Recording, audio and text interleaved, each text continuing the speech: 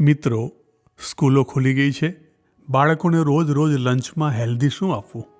તો આજે આપણે બદામની કૂકીઝ બનાવીએ છીએ અને રેસિપીની અંતમાં એક ઉખાણું છે, એનો જવાબ આપવા જરૂર પ્રયત્ન કરશો. ફ્રેન્ડ્સ, આજે અમે તમારા માટે હેલ્ધી આલમંડ કૂકીઝ લઈને આવ્યા છીએ, જે ગ્લુટન ફ્રી છે, નેચરલ શુગરમાં બનેલી છે અને એગલેસ છે. તો ચાલો આપણે જોઈએ એના માટે કયા ઇન્ગ્રેડિયન્ટ્સ જોશે.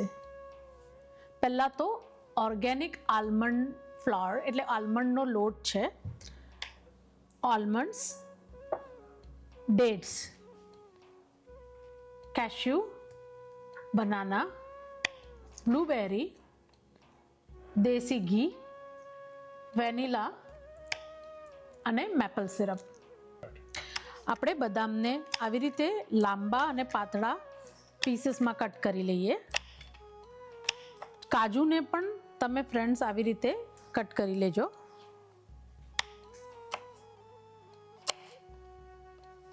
ખજૂરને થોડું અંદર બિયા છે કે નહીં એ ચેક કરી લઈએ. અમારા આ સીડલેસ ખજૂર છે, તો આને થોડા આવી રીતે ઓપન કરીને માઇક્રોવેવમાં મૂકીને થોડા નરમ કરી લેવાના છે. આપણે આ એક બનાના છે, નેચરલ સ્વીટનેસ માટે અમે બનાના, ખજૂર અને થોડું મેપલ સિરપનો યુઝ કરવાના છીએ. હવે આપણે આને થોડું મેશ કરી લઈએ. આ બનાના આપણું મેશ થઈ ગયું છે. એની અંદર આપણે જે ડેટ્સ થોડી ગરમ કરી હતી એ અને થોડું ઘી એડ કરીએ છીએ. ફ્રેન્ડ્સ, જો તમારે આને વીગન બનાવવું હોય તો તમે આની અંદર વીગન બટર એડ કરી શકો છો. હવે આને ફરી થોડું મેશ કરી લઈએ. આપણું બનાના અને ખજૂર સરસ મિક્સ થઈ ગયું છે. ફ્રેન્ડ્સ, તમે ખજૂરને પહેલાં મિક્સીમાં પેસ્ટ બનાવીને નાખશો તો તમને મિક્સ કરવાનું ઇઝી રહેશે. હવે આપણે એની અંદર 1.5 કપ આલમંડનો લોટ એડ કરીએ છીએ. પછી એની અંદર આપણે વેનીલા એક્સ્ટ્રેક્ટ એડ કર્યું. સાથે સાથે મેપલ સિરપ છે એ આપણે 1/2 ટેબલ સ્પૂન એડ કરીએ છીએ. જો તમારી પાસે મેપલ સિરપ ના હોય તો તમે હનીનો યુઝ પણ કરી શકો છો. હવે આપણે આ બધું સરસથી મિક્સ કરી લઈએ. ફ્રેન્ડ્સ, આ લોટ આપણો સરસ મિક્સ થઈ ગયો છે. તમને જેટલી ગળપણ જોતી હોય એ પ્રમાણે તમે ઓછા વધતું મેપલ સિરપ અથવા હની એડ કરી શકો છો. થોડો મેં હાથમાં ઘી લીધું છે. આપણે આના નાના નાના રાઉન્ડ બોલ્સ કરીએ અને અહીંયા મૂકીએ.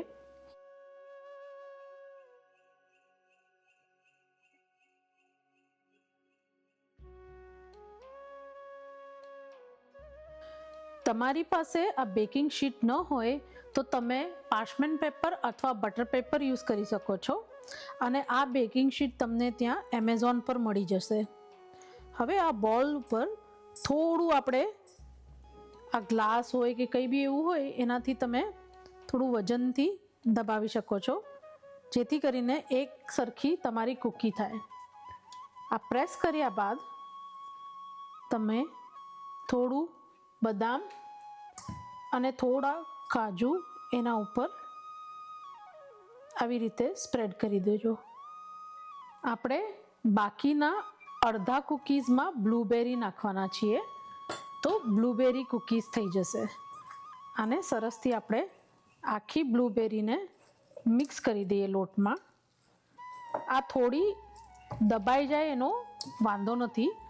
બેક કરતા વખતે સરસ એનું જ્યુસ આ કૂકી જોડે મિક્સ થઈ જશે.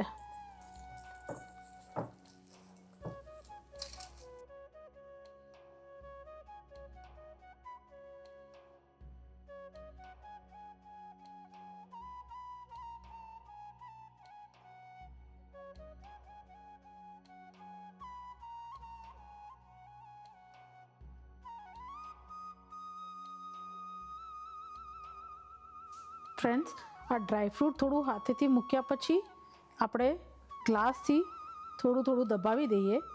એનાથી બે વસ્તુ થશે. આ ડ્રાયફ્રૂટ્સ જે ઉપરથી એડ કર્યા છે એ સરસ અંદર ચીટકી જશે અને આ કૂકીઝ થોડા પાતળા થઈ જશે. પાતળા થોડા કરવાનું કારણ એ છે કે જ્યારે આપણે બેક કરીએ તો સરસ ક્રિસ્પી ટેસ્ટ આવે. આપણે એક સાઈડે બ્લૂબેરી કૂકીઝ છે અને એક સાઈડે આલમંડ ઉપર ડ્રાય નટ્સવાળી કૂકીઝ છે. 300 ડિગ્રી ફેરનહાઇટ પર આ કૂકીઝ 20 મિનિટ્સ માટે બેક કરવા મૂકી દઈએ.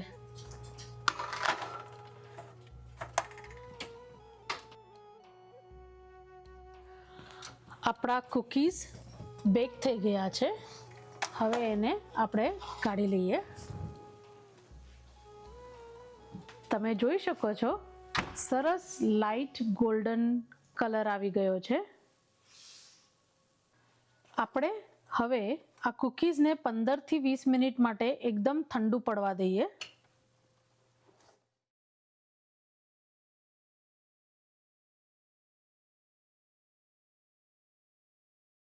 મિત્રો, શાવરડો બ્રેડનું સ્ટાર્ટરની રેસીપી શૂટ થઈ ચૂકી છે. નેક્સ્ટ સેટરડે તમે એ રેસીપીને જોઈ શકશો. હલો મિત્રો, આજે મારા પપ્પાની બર્થડે છે, તો એમના જન્મદિવસે આપણે હોમમેડ કૂકી બનાવી છે, એ એમને ખવડાવીને સેલિબ્રેટ કરીએ. જન્મદિવસની શુભકામનાઓ. ખૂબ ખૂબ આભાર તમારો. જન્મદિવસના ખાસ લોકો ક્વેશ્ચન પૂછતા હોય છે કે કેટલા થયા, શું ઉંમર તમારી. તો આપણે એક ઉખાણાના સ્વરૂપે એક ક્વેશ્ચનને પૂછીશું આપણા સ્વાદ સમિતાના મિત્રોને. તો એ પપ્પાને જ કહે કે કંઈ આઈડિયા આપો કે કઈ રીતે પૂછાય.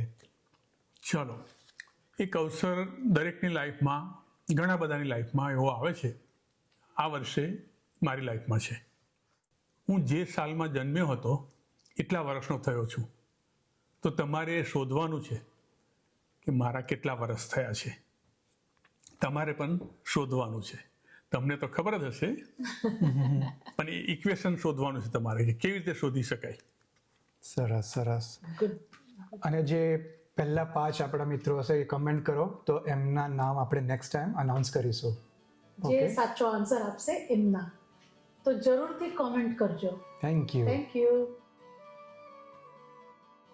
મિત્રો, શું તમારી સાથે ક્યારેક એવું બન્યું છે કે તમે પૂરા 8 કે 9 કલાકની સરસ ઊંઘ લીધી હોય છતાં સવારે ઉઠો ત્યારે શરીરમાં થાક લાગે, મન ભારે ભારે લાગે અને આખો દિવસ બેચેની રહે? જો આવું થતું હોય તો કદાચ તમારી ઊંઘમાં કોઈ ખામી નથી, પણ તમારી ઊંઘવાની દિશામાં ખામી હોઈ શકે છે. હા મિત્રો, આપણે કઈ દિશામાં માથું રાખીને સૂઈએ છીએ તેનો સીધો પ્રભાવ આપણા શારીરિક અને માનસિક સ્વાસ્થ્ય પર પડે છે. ચાલો આજે એ વિશે વાત કરીએ.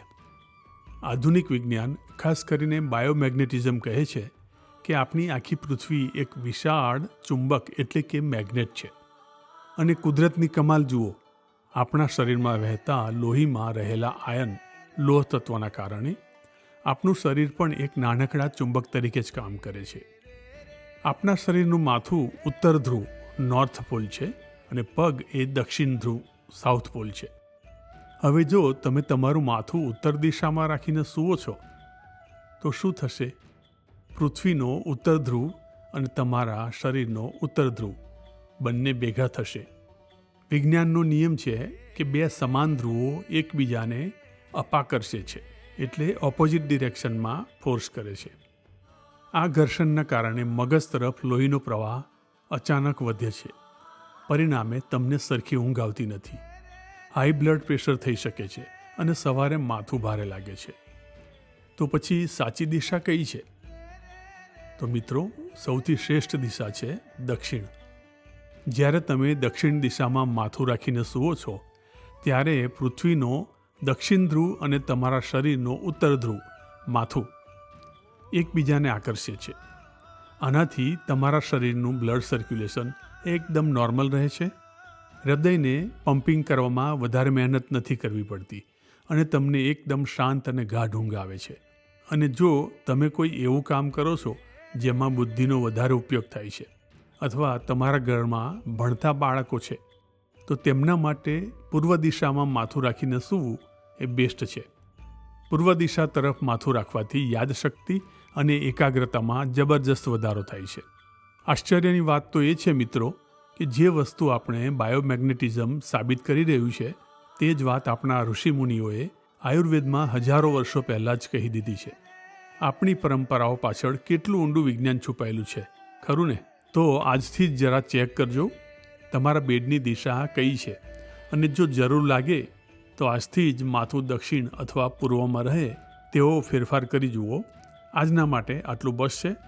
જો આ માહિતી કામની લાગી હોય તો વિડીયોને લાઈક કરજો અને તમારા સ્નેહીજનો સાથે શેર કરજો. સ્વસ્થ રહો, મસ્ત રહો અને કંઈક નવું શીખતા રહો. ધન્યવાદ.